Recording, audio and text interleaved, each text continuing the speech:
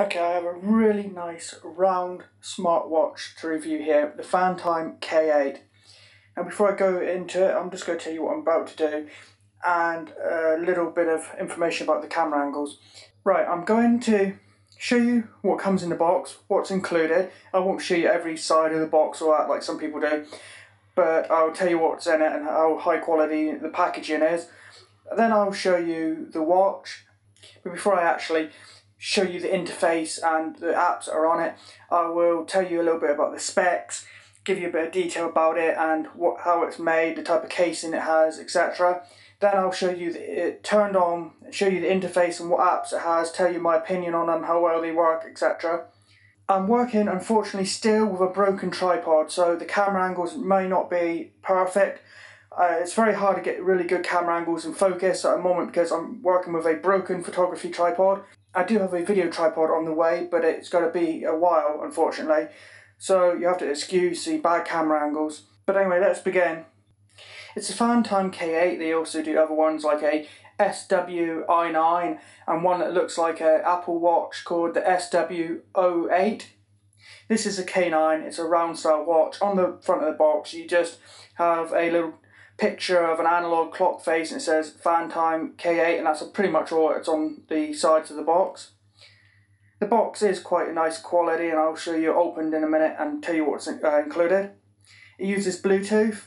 It's compatible with syncing and pairing with both Android and iOS phones, which is really good because it uses an app on the phones called the Fondue Wear, and some other watches use that, such as the BS19 I've used before, and it is the best one I've used because so many of these watches, especially ones that are cheaper than this, only have Android pairing, or they might also work with iOS but with limited functionality. So you might not be able to sync your notifications on iOS, or you might not be able to use remote camera on iOS. Well, with Fondue Wear, this watch and the BS19, you can use Fondue Wear app on Android and iOS and you get the full functionality. You get the notification sync into your watch, you get remote camera, the whole 9 yards, so really good. Plus you can sync your pedometer stats such as your calorie count, your step count, your distance and all that, so it's really, really good.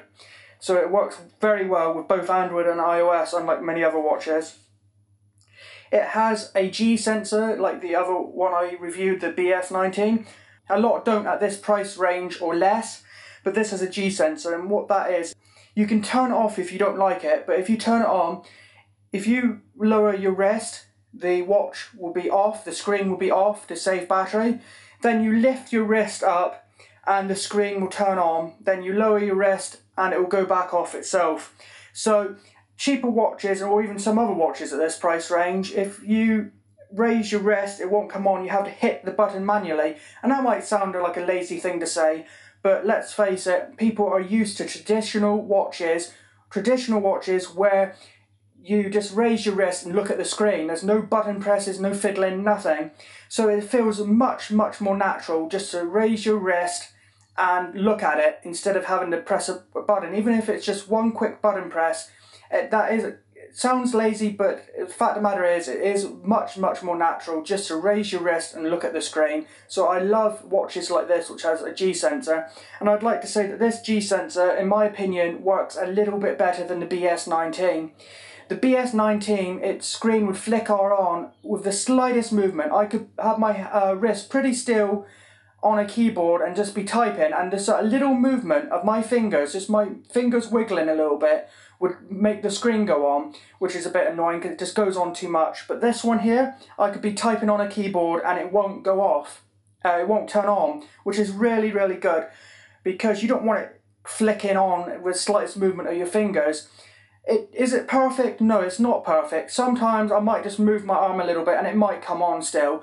But the point is, unlike some other watches, it doesn't come on as regularly by mistake. If you just type it on a keyboard, it's not likely to flicker on all the time like the other one. So its G sensor, in my opinion, is better than the other watch, which actually costs more money. This is £10 cheaper, but it actually seems to have a bit more of an accurate G sensor, so I am impressed by that. If you don't like that, or you find it runs down the battery too much, which I don't personally find, but if you do, you can turn it off in settings and just use the button to turn it on like other watches. It does, as I mentioned, support both remote notifications and remote camera on iOS and Android. Its screen is 1.73 inches, it's IPS, and has a resolution of 240 by 240, which seems to be pretty standard with watches, especially watches under £100 anyway.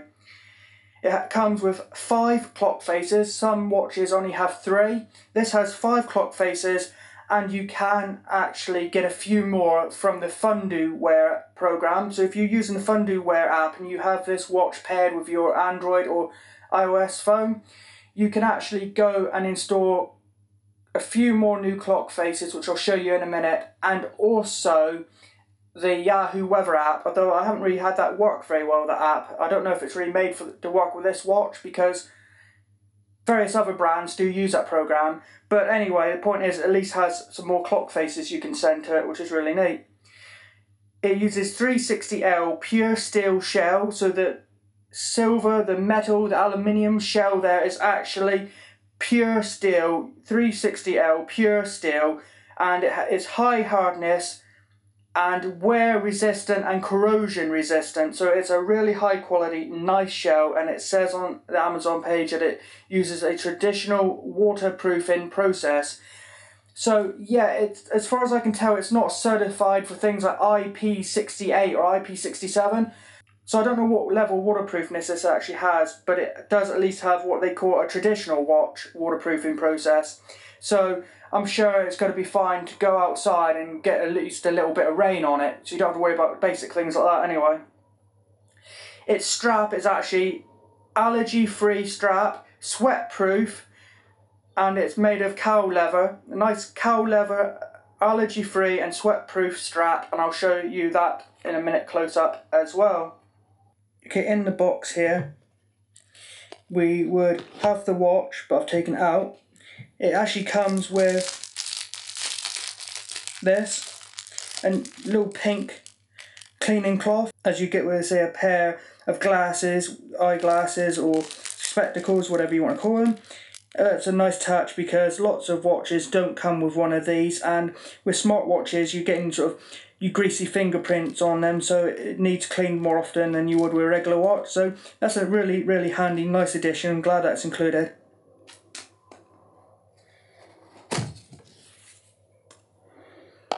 Here we have the cable to charge it. This just snaps on the back. It's magnetic, so it does have magnetic charge, and you snap this end onto the back of the watch, and then on the other end it has a regular standard size USB-A end, and that plugs into your laptop, your computer, or your USB adapter for your wall. So that's really good. So yeah, it comes with a cleaning cloth, which is a nice addition that very few seem to have. A magnetic charging cable, which is necessary to charge it, because you can't charge it by USB, standard USB end or anything like that. It is magnetic charging, similar to what the Apple Watch has, except it's smaller and it's kind of longer and thinner. It's not a round end like the Apple Watch. A lot that use magnetic charging uses a similar end. It does come with one of those cables, and you can put the other end into a laptop or whatever. Regular USB end on the other side. And it comes with a little manual, and that's about it, apart from the watch itself, of course. Very good for price. It's £60 in the UK. If it's available in the US, I'll put the price in US dollars as a text overlay as well on the screen. Its pedometer also works really well. Sorry, it's a bit shaky. I'm having to hold it because of the broken tripod.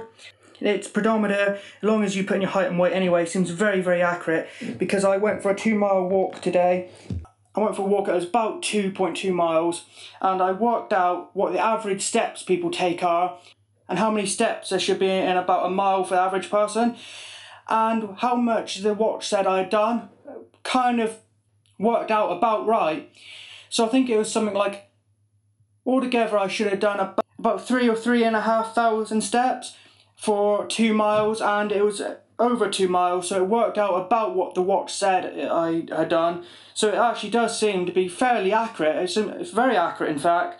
So I am impressed by the pedometer, and you can sync those pedometer stats and progress with your app on your smartphone. Okay, I hope you can see this well enough. Like I say, it's a little awkward with a broken tripod. But here is the crown, and that does turn, but doesn't seem to actually do anything, unlike the BS19. In the other watch by the other company I've reviewed, if you turn it, it would change the size of the icons, and if you're on a menu, you could scroll down with it. But it does press in. If you push it in, it does actually turn the screen on or off. Or if you're on a menu, if you press that, it will take you straight back out of the menus and straight back to the clock face. I'd like to point out down here, it says SmartWatch with a little border, and that does make the screen not 100% round. It does overlap a bit. Of course, the content is pushed up to compensate for that, but the point is there is a border there that doesn't make the screen 100% round. Now, before I knock that too much, I'd like to point out the fact that I believe it was the original Moto 360 by Motorola also had a border down the bottom like that as well. I could be wrong, but I have seen other smartwatches with that kind of border down the bottom. So other brands do have it. It's not just this one. It's not a design flaw. It is almost like a kind of a deliberate design to kind of stylize it or something. I personally don't like it. I'd like that to be a whole round screen.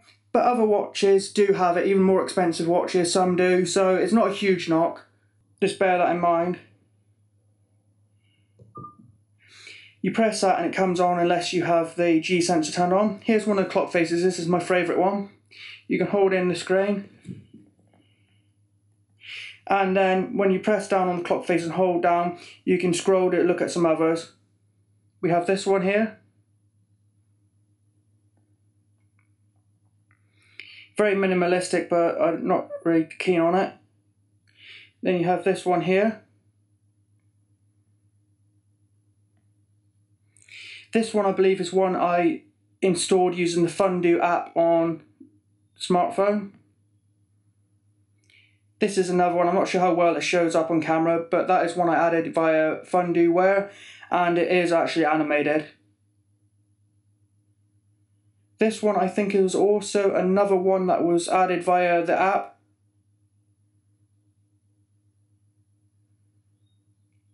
I believe this is also another one I added via the app. This one came with it by default as pre-installed. That wasn't via the app that I remember. This one was also pre-installed. That wasn't added via the app. This was one of the defaults as well, and I think I've gone back through them. Yeah, okay. Now we have voice memo to create a voice memo, notifications if you have this paired via Bluetooth. Bottom left is a reminder to remind you to get up so you don't sit down for too long or lay down for too long. You can set it to the things like 30-minute, 60-minute reminder. It doesn't detect if you're sitting down, then alert you. It is purely an alarm that goes off every 30 or 60 minutes, whatever you have it set to. So even if you've been walking around for 60 minutes, it will still go off because basically it's an alarm is all. Then you have a pedometer, and this is a very, very good pedometer because some of the lesser ones only show step counts, or if they do show step counts and meters and calories, you can't actually set some of the other stuff. Let me show you what I mean. It's got options. It keeps a history, which some of the lesser or cheaper ones do, but you can set a goal such as 4,000 steps, 10,000 steps or whatever. Some other watches don't do that. Then you can actually put in your height and weight to make the calculations even more accurate, which a lot of watches don't have that. So that is very good. Then once you are finished, like at the end of the day or whatever, you can use the Fondue Wear app to back up your pedometer stats and actually keep a record in the app. So that's really good. You can sync your pedometer to the app. Yeah, so you can actually sync your pedometer stats and status and progress, etc. to the Fondue Wear app on your smartphone, so that's very good. Then there's no back button, so we have to hit the home button. Then if we scroll down, we have BT Music, which is for Bluetooth music from your smartphone, not on the device. Then we have Siri. You're meant to be able to use your voice to say dial phone numbers, things like that. I don't really use it. Then Bluetooth to turn Bluetooth on and off and its visibility on and off. Find a device, so when you have this paired with like your iPhone or your Android phone or whatever, you can hit it and it will ring your device, your smartphone, so you can find where you've left it. Then we have an alarm clock. We have a QR code if we hit app, which will allow us to scan. We use a QR reader on our smartphone to download the software. Although if you go to the Google Play Store or the iOS App Store, you can search for Funduware and find it yourself. Themes. 1, 2, 3. It's basically just a few different wallpapers like black, blue gradient, or this kind of space theme, a bit like on a Mac operating system. Then we can actually use a stopwatch, so that's quite convenient if you need it. Bluetooth camera is your remote camera to take pictures using your smartphone's camera. So basically you can use this as a remote for your camera. Calendar here and a calculator, your call logs. Settings, dialer, phone book and messages, so that's where you can get your SMSs, your phone book there, and make a phone call using a dialer. Bear in mind this one, unlike some other watches, does not have a SIM card slot. So you can't put a SIM card in this and make phone calls from directly within this. You do have to have it paired with your phone, have your phone with you. If you have your phone with you and have this paired via Bluetooth, you can make a call from this watch. But you can't put a SIM in and then leave your phone at home and make a phone call when you're out. You do need to have your phone with you and it paired and Bluetooth turned on. Then we have settings. We can get to Bluetooth settings from here as well. Now this actually brings me to one little flaw with this operating system. It's the same system as the BS19 used and it had the same problem. There isn't enough back buttons. So we're on Bluetooth settings, and if we want to go back to regular settings, we can't go back. We have to hit the home button, then go to settings. So this lacks a lot of back buttons. So you see what I mean? I want to go back to settings. I can't click it. I have to hit here, then scroll across, then find settings, then click on it. Now we're back here. That's the only little design flaw I've really noticed. Then you have clock settings. You can sync your time and date with your phone, or you can turn that off and manually set it. You can also select your clock faces from here as well. Sound is just basically for alert style. Do you want it to ring only, or ring and vibrate, or just vibrate? Let's have it on ring and vibrate. Select a ring tone and notification tone from here as well. Volume for various volume controls. Display. Here you can have it on a 4 app style, which is what I've been showing you, or you have just one app on the screen at a time.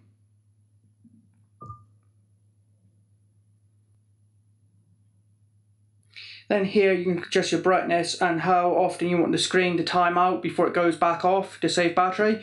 By default I think it is on 15 seconds, which is absolutely fine for doing general quick things. I've put this to 60 seconds because I need to talk a little bit and leave the screen on, so it'd go off too fast, and I had that when I made another review for a different watch. So I put it on 60, but I recommend you leave it on 15, that's fine. Then you have motion.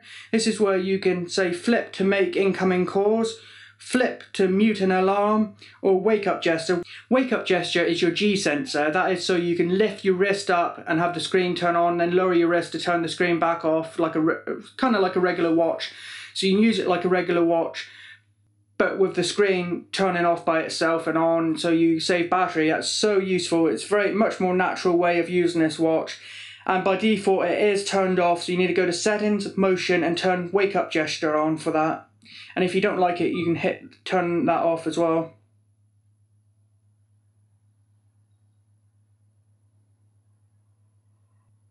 Then you pretty much just have apps, which is to uninstall any third-party apps you may put on. At the moment this seems to be Google Weather.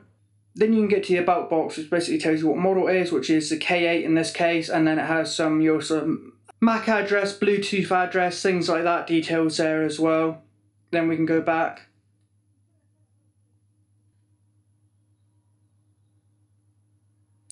Then you also have a sleep monitor, so if you want to wear this while you're sleeping, it will tell you about how long you've slept, and if it thinks you had a good rest or not very, or quite a restless night, things like that. You start it as you go to sleep, just before you go to sleep when you get in bed, then you stop it when you wake up. You can also hit this little symbol to look at the history of previous sessions. And as you can see, Bluetooth weather I've added via Funduware. It says check Bluetooth connection because you need to be paired with your phone. I have Bluetooth off at the moment. Okay, so that is about it. I'm now just going to quickly show you the Funduware app and then give you my opinions on the watch in general at the end. Okay, this is the Fantime Wear app. As you can see, you have your stats for your pedometer here, such as steps to complete, the percentage. So there's a goal there of 4,000 steps, and it says I've done none. That's because I have actually done something like 5,000 or 6,000 steps today, but I haven't synced it yet. Then you have steps and sleep. We can hit here to get to sleep, and that tells you quality no, because we haven't done anything like that. I've never used that. You have calories, steps and distance down here, and percentage of your goal done. Down here is where you can sync with your watch, but I've already done that. Also, this blue button down here is the way to find your device. So if you need to find your watch instead of finding your phone, you press that and it will ring on the watch, kind of like you can do on the watch to find the phone. Then from up here you can actually click this and you can share the stats on things like Facebook, Twitter. We can close that. Now if we go up here, now you actually create an account, so you log in, create an account and log in using username and password with Fantime Wear app. So this actually means it should keep stats on any other watches you got that use Fantime Wear, so you don't lose it if you change the device, as far as I know. You can go to heart rate if your device has a heart rate monitor. This watch doesn't, so there's nothing to actually sync there. Then we can go to sync data. Now I've got Bluetooth off on both the phone and the actual watch, but if I didn't, I would hit this button here, data sync. It'd say sync in, you wait, and then if everything goes fine, it will say synchronization is complete. So that's how you sync. Just make sure your Bluetooth is on and they're both paired. Then you have set various settings and set my goal, so you can change your goal from 4,000 to 10,000 steps or whatever. Now it's from my applications that you can install Yahoo Weather and those additional clock faces, so here. And from the About box here, as you can see, I'm using the latest version at the time I'm making this review, version 3.1.6. Now you can check for a new version of the software, or you can hit firmware update, and this will actually check if, as long as you're connected and paired and stuff, which I have Bluetooth off. But if Bluetooth is turned on and you're paired, you hit firmware update and it will check if there's actually a new version of the software for the actual smartwatch. So you can update the system on the smartwatch via this app, which is really, really good, because some of the other smartwatches, especially cheaper ones, have no way to update the software. So if there's a bug in it or whatever, you're stuck. Whereas with this, you can actually update your smartwatch's system, which is really, really handy, really cool, really great. I'm really impressed by that. So it's really, really, really good. I'm very impressed by this watch. I really like it. I just wish it hadn't had the little border on the bottom of the screen, but some, like I say, even more expensive watches do it like that as well. But apart from that, I really, really recommend it. I love it. Very accurate pedometer. Quite a few choices of clock faces. You can add at least a few more. Great syncing app. Really good. I really recommend it. Great quality, great product. Definitely recommend it. Please like and comment on this video, and if you could do me a huge favour and subscribe to my YouTube channel, as it just takes a few seconds and will help me out a lot. Also, if you're watching this as a review on Amazon, please hit the useful or helpful button as well. That will help me out a lot as well. Thanks for watching.